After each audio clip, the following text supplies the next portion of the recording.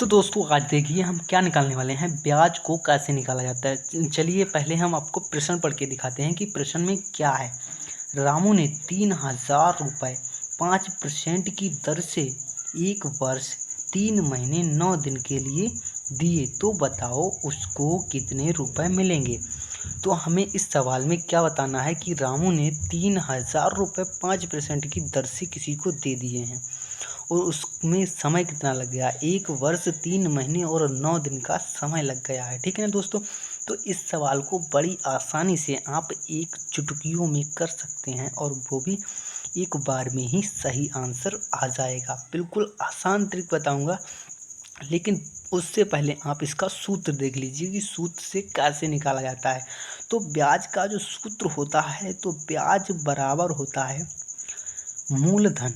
मूलधन कितना है यहाँ पर जो ये दिया है, यही हमारा जो है मूलधन होता है, गुणे में जो दर होती है, ये देखो 5% की दर है, उसको लिखना है। ठीक है ना। गुणे में समय कितना दिया है, यहाँ पर 1 वर्ष 3 महीने 9 दिन ये समय है। ठीक है ना दोस्तों। तो समय को लिखना है और बटे में क्या लिखना है, 100 लगा देना है। यह हमारा फार्मूला बन के रेडी हो गया है। ठीक है ना दोस्तों।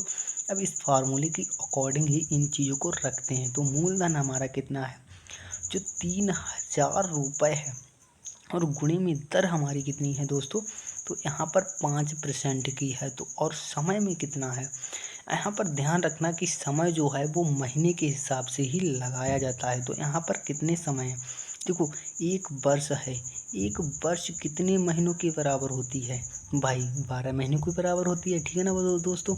तो 12 महीने के बराबर होती है।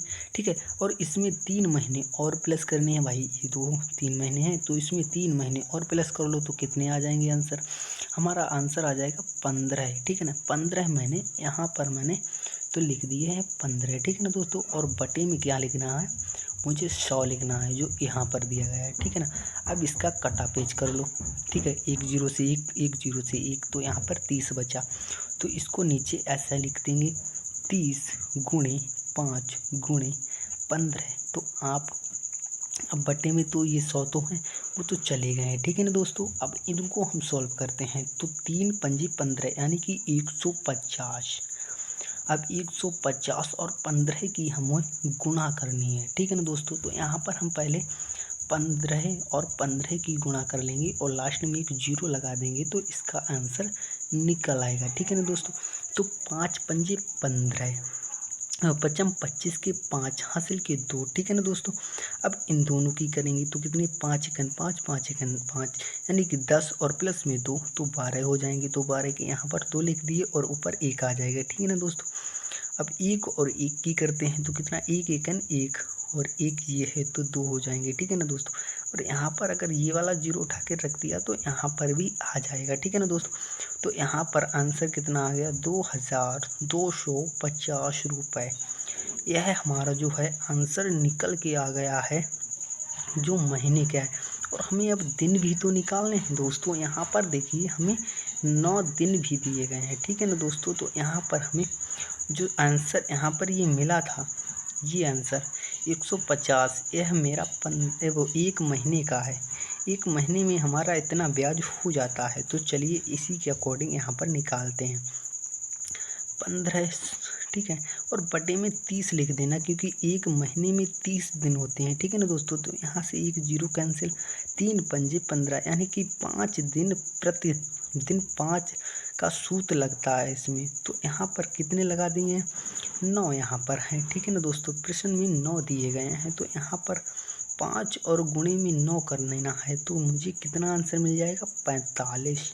ठीक है ना। इसमें ऐड कर देने हैं, तो यहाँ पर हम लिख देंगे 2,250 प्लस में कितने हैं हमारे बच्चों दोस्तों, 45 हैं। तो यहाँ पर प्लस करेंगे तो कितना आंसर आ जाएगा, 0 9 और 2 2 यानी कि 2,290 रुपये उसको मिल जाएंगे। तो यहाँ पर हम लिख देंगे, अतः अतः रमेश नहीं,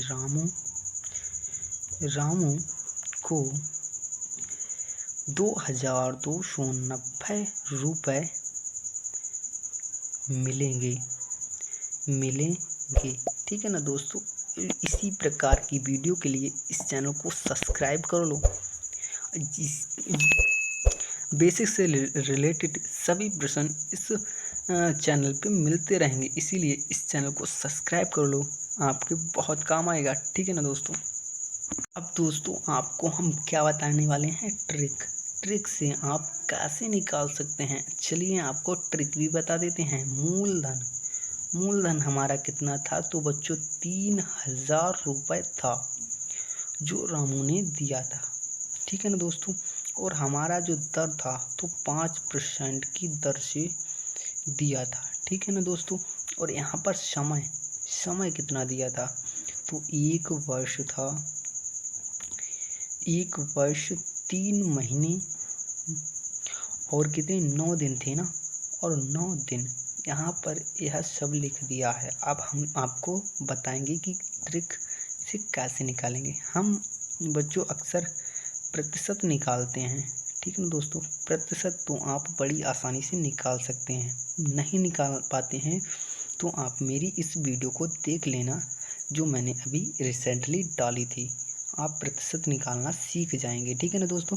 तो यहाँ पर हमें क्या करना है, प्रतिशत में क्या होता है, जो हमारी जो रुपए होते हैं वो हमें लिखने होते हैं। गुणे में जितनी दर होती है, जैसे कि 5 है, और बटे में हमें 100 लगाने पड़ते हैं। और लगाने के बाद दोस्तों यहाँ पर आप सॉल्व कर लेना प्रतिशत के हिसाब से। जितना आंसर आए फिर उसमें 15 से गुणा कर देना और 9 दिन का अलग से निकाल लेना और आपका आंसर निकल जाएगा। ठीक है ना दोस्तों।